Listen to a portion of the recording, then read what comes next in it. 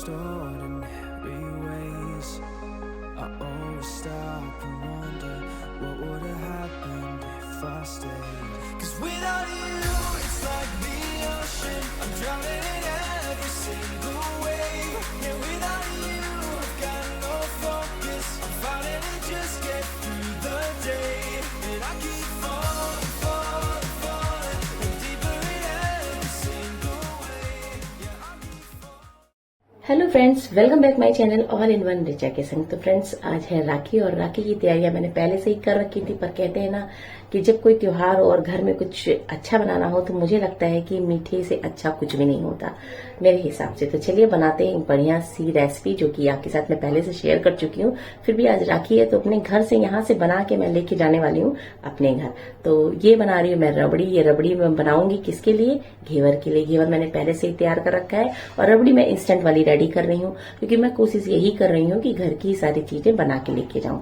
तो आप देख सकते हैं रबड़ी बनाने के लिए मैंने दूध लिया हुआ है। दूध जो कि घर में पहले से ही बॉयल करके रखा हुआ था, बस हल्का सा गर्म करके इसमें मैंने डाल दिया है मिल्क पाउडर, जो कि बहुत ही अच्छी तरीके से आपकी इंस्टेंट रबड़ी को बहुत ही बढ़िया एक स्मूथ टेक्सचर देता है।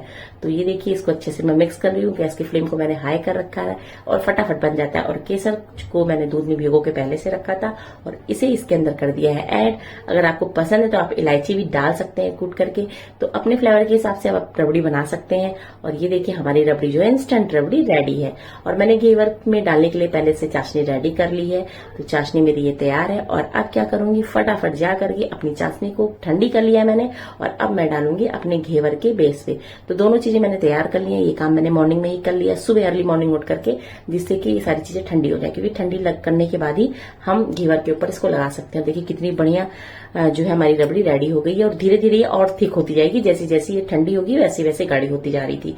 तो मैंने इसको एक साइड में किनारे कर दिया। और ये है मेरा घेवर जो कि मैंने पहले से ही रेडी कर लिया था। घेवर की रेसिपी मैं ऑलरेडी डाल चुकी हूँ, आप देख सकते हैं जाकर के मेरे यूट्यूब चैनल पर कि मैंने घेवर की रेसिपी कैसे रेडी की है। और सच में बहुत ही टेस्टी लगती है। इसको आप जरूर बनाइए। कोई भी फेस्टिवल हो तो घेवर तो सबसे अच्छा है ही है। और इसको देखिए, इसपे हमें क्या आइसिंग करनी है, मतलब जो हमने लेयरिंग करनी है उसके लिए मैंने इस तरह से जालीदार एक मैंने ले रखा है स्टैंड। और इसी के ऊपर मैंने रख दिया है घेवर को। और इसके ऊपर अभी डाल देंगे चाशनी। चाशनी थोड़ी थोड़ी करके डालनी है, एट ए टाइम सारी चाशनी नहीं डालनी है। मैंने स्पून से इसलिए थोड़ा थोड़ा करके डाल रही हूँ क्योंकि ये एब्जॉर्ब करती है। जितनी जालियां होती हैं उसमें सब में जो है जो हमारी चाशनी है अच्छे से जाएगी तो हमारा घेवर जो है और भी अच्छा टेस्टी लगेगा। तो इस तरीके से थोड़ी थोड़ी करके डालनी है। और बाकी की जो बेकार, मतलब जो जिसमें चाशनी नहीं जाती वो नीचे गिर जाती है। और उसके ऊपर मैं लगा दे रही हूँ रबड़ी का एक अच्छा सा लेयर। तो अच्छे से लेयरिंग करनी है क्योंकि हमें इसको बनाना है स्पेशल। तो इसलिए मैं रबड़ी का जो है अपना जो केसर रबड़ी रेडी किया है मैंने, इसके ऊपर मैंने इसको डाल दिया है। और इसी में चाहे तो इसी समय आप ड्राई फ्रूट्स कट करके डाल सकते हैं जो कि बहुत ही अच्छा लगता है। तो इस तरीके से मैंने कुछ ड्राई फ्रूट्स मैंने पहले से ही काट लिए हैं, जिसमें बादाम और जो है पिस्ता जो है बहुत ही सुंदर लगता है देखने में। तो इसको मैंने कट कर लिया है। आप भी अपने हिसाब से जो भी ड्राई फ्रूट्स पसंद हो डाल सकते हैं। और इसके ऊपर हम लगा देंगे थोड़ी सी चांदी का वर्क। चांदी का वर्क लगाने का मतलब ये है कि थोड़ा सा लुक वाइज थोड़ा सुंदर लगेगा। ये आपके ऊपर है कि अगर लगाना चाहते हैं तो लगाइए, नहीं तो आप इसको स्किप कर सकते हैं। पर मुझे इसको लगाना था तो मैंने लगा दिया है चांदी का वर्क। और इसकी वजह से हमारा घेवर बिल्कुल मार्केट के स्टाइल वाला लग रहा है, जैसे मार्केट से मैंने इसको परचेज किया है। तो ये सारी चीजें हैं जो मैंने मॉर्निंग में उठते ही की है क्योंकि ये चीजें करनी जरूरी थी।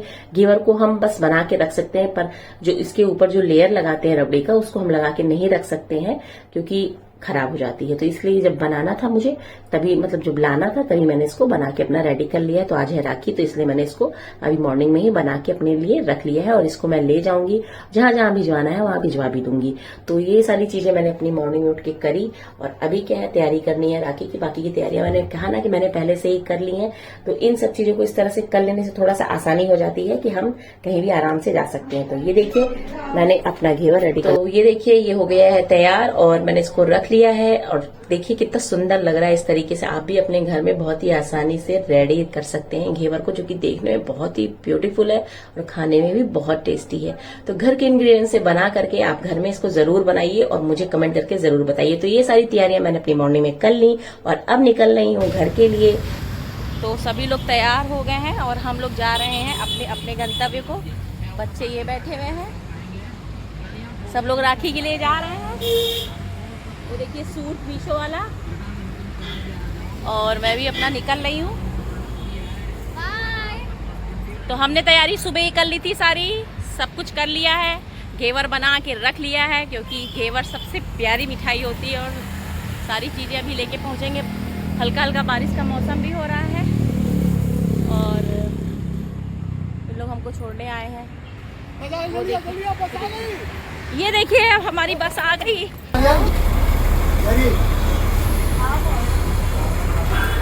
बस में बैठ गए हैं, फ्री वाली सेवा। हाँ, हमारा कमता बस स्टैंड और अभी बस पूरी देखिए खाली है, कोई भी नहीं। हमारा जो है तो मैं बैठ चुकी हूँ बस में और बस जस्ट निकलने वाली है स्टेशन से। और बस में बिल्कुल भी भीड़ नहीं, बहुत ही कम लोग हैं और साथ में हमें स्पेस इतना अच्छा मिल गया है, बहुत ही आराम से जा सकते हैं। तो कभी कभी कुछ चीजें जो होती हैं अच्छी हो जाती हैं। तो ये देखिए पहले आने का फायदा ये हो गया है कि मुझे फ्रंट सीट मिल गई है और मैं बहुत ही आराम से बैठ के जा रही हूँ। और सारी गर्ल्स इसमें बैठी हुई हैं, जितनी भी हैं लेडीज, ज्यादातर लेडीज ही हैं। और बहुत ही आराम से अब यहाँ से बस निकलेगी, ऊपर शहीद पथ जा रहा है और यहीं से हम निकलेंगे, जो कि सीधे ये बस डायरेक्ट अयोध्या की तरफ जाएगी। तो चलिए, रास्ते में आपको बहुत सारी चीजें दिखानी है, क्योंकि अभी धीरे धीरे बहुत ज्यादा डेवलप हो रहा है। तो बस निकलने वाली है बस 5 मिनट के अंदर और मैं आपको दिखाऊंगी कि यहाँ क्या क्या चीजें हुई हैं, जो कि पेंटिंग्स हुई हैं, बहुत ही अच्छी हैं। और ये मेन जो है कमता चौराहा ही है, यहीं पे हमें हमारी बस मिल जाती है। तो ये पेंटिंग जो है राम मंदिर का निर्माण जब हुआ है उसी दौरान सारी पेंटिंग्स हुई हैं और देखने में देखिए कितनी खूबसूरत है। साथ में हम बीबीडी भी आ चुके हैं और इस तरीके से हम धीरे धीरे निकल रहे हैं। मौसम भी बहुत ही अच्छा हो रहा है, बिल्कुल जैसे लग रहा है बारिश होगी, हालांकि बारिश नहीं हो रही है, पर देखने में बहुत ही अच्छी लग रही है। वेदर बहुत अच्छा है, रास्ता बहुत अच्छा है, सारी चीजें अच्छी लग रही हैं। और रास्ते में मुझे भूख भी लगी तो मैंने एक बहुत ही बढ़िया चाट मटर वाली, जो कि बहुत ही बोलते हैं फेमस है, खाई। और साथ में खाते खाते थोड़ी देर में पहुंच गए हम अयोध्या। 2 घंटे के अंदर मैं अयोध्या पहुंच गई थी। और ये देखिए ये है एंट्रेंस पॉइंट इसका, बहुत ही अच्छा ये धनुष बना हुआ है, जो कि देखने में बहुत अच्छा लगता है। पंचशील होटल के पास तो यहाँ पे भाई मेरा वेट कर रहा था, वो वापस चला गया है, तो फिर वो आ रहा था। तो जब तक वो वापस आ रहा था तो मैंने क्या किया, बगल में बने हुए पंचशील होटल के पास मैंने थोड़ा सा देखा कि बहुत ही अच्छी ग्रीनरी थी, तो मेरे से रहा नहीं गया, मौसम बहुत अच्छा था। तो मैंने कहा थोड़ी सी फोटोज ले लेते हैं, थोड़ी सी पिक्चर ले लेते हैं, क्योंकि इतनी अच्छी गार्डनिंग हो रखी थी वहां पे, मतलब बहुत ही सुंदर लग रहा था। पहले ये होटल जो था तो जब बन रहा था तब हम लोग यहाँ पे खेलने आया करते थे, और आज देखिए कितना बढ़िया सा बन के रेडी हो गया है। बहुत ही अच्छे होटलों में शामिल है ये फैजाबाद के, अयोध्या के। ये है वो पंचवटी होटल, आज पंचशील के नाम से विख्यात हो गया है और काफ़ी अच्छा बना रखा है इन्होंने। आप लोग भी आके यहाँ स्टे कर सकते हैं, हाँ काफ़ी अच्छी मेंटेनेंस है।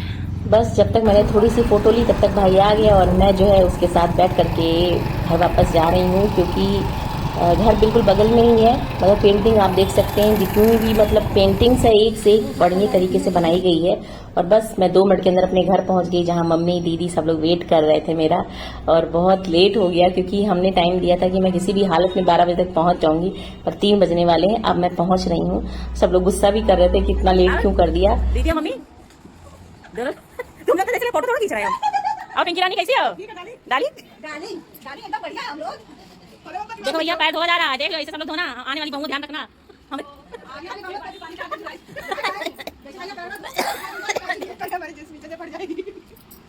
तो ये सारी चीजें करने के बाद सबने चाय पी, बातचीत कर लिया, सब कुछ हो गया, सबका हालचाल मिल गया। दीदी से तो कई सालों बाद ऐसा लग रहा था कि मैंने उन्हें सामने से देखा है, और कई सालों बाद ऐसा हुआ कि हम तीनों बहनें एक साथ एकजुट हो पाए, क्योंकि कभी दीदी आती थी, कभी हम नहीं आते थे। तो इस तरह से करके ऐसा होता था कि हम लोग मिल नहीं पाते थे एक साथ राखी में। तो कई सालों बाद हम सब एक साथ राखी बांध रहे हैं भाइयों को। तो सबकी टाइम हो चुका था, सबको, पापा को भी बोला कि सब लोग आ जाए, क्योंकि बुआ की राखी भी बांधी जाती है। तो इस तरीके से सबको राखी बांधी गई है, सबने राखी बांधी। अंशिका भी आई हुई थी, अस्मित भी आए थे, सब लोग ने, मतलब दीदी के बच्चे भी आए थे और साथ में बड़ी दीदी के भी बच्चे आए थे। तो सबको राखी बांधी गई। अपर्णा ने राखी भेजी थी और मैंने जो घेवर बनाए थे उसको मैंने निकाल दिया, प्लेट में लगा दिया कट करके, तो सबको खिलाने के लिए कि सबको मैं टेस्ट करा पाऊं। तो इस तरीके से मैंने जो है अपनी राखी को बहुत ही अच्छी तरीके से सेलिब्रेट किया। सच में बहुत दिन बाद ऐसा मौका मिला कि हम सभी लोग एक साथ मिल करके सारी चीजें कर पाए हैं, और कई सालों बाद ऐसा लगा कि हम सब लोग एक परिवार में एक साथ बैठे हुए, ऐसा मुझे लग रहा है कई सालों बाद हुआ है। तो सच में बहुत ही अच्छा लग रहा था और सब लोग बहुत एंजॉय कर रहे थे, सब लोग बहुत खुश थे। तो इस तरीके से हमने जो है अपनी राखी को मनाया और बीच बीच में पापा भी कुछ ऐसा स्पेशल बोलते जा रहे थे कि सबको हंसी आ जा रही थी, ऐसी ऐसी बातें बोल दे रहे थे।